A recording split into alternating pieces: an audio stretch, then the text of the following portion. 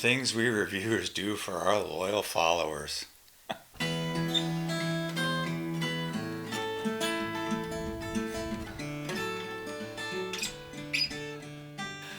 So yeah, what a time for my pedal cleat to give up the ghost on a downhill run filled with drops.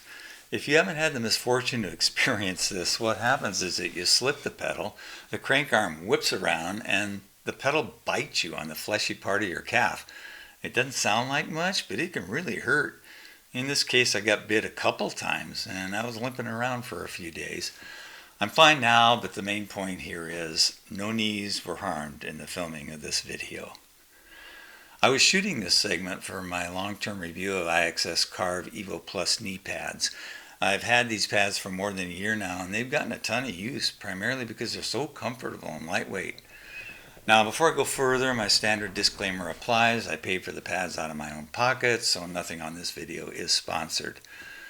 I got the pads on the recommendation of my LBS after my Troy Lee Designs pads, which I used for several years. Kind of gave up the ghost. TLDs offer great protection, but they were a bit on the bulky side, which made them pretty hot in the summer, and they never quite stayed in place.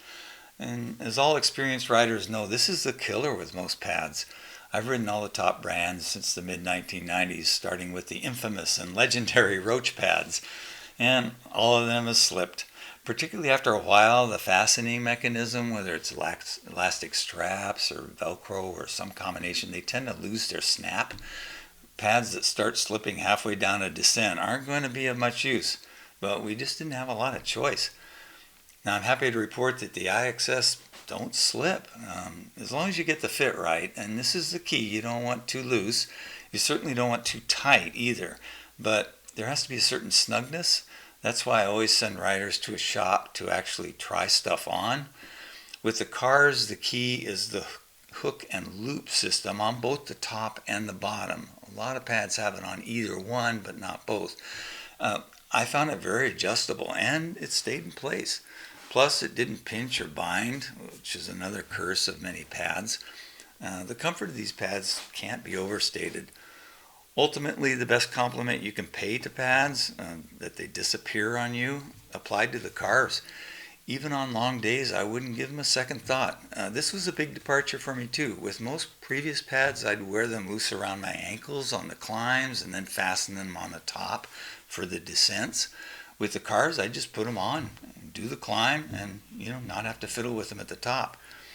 Beyond a great fit, the comfort comes from IXS's Aero Mesh fabric, which is moisture wicking and breathable, and it does the trick. I was always surprised at the end of a long hot day how moist my knee joints would be, but never feeling chafed or itchy.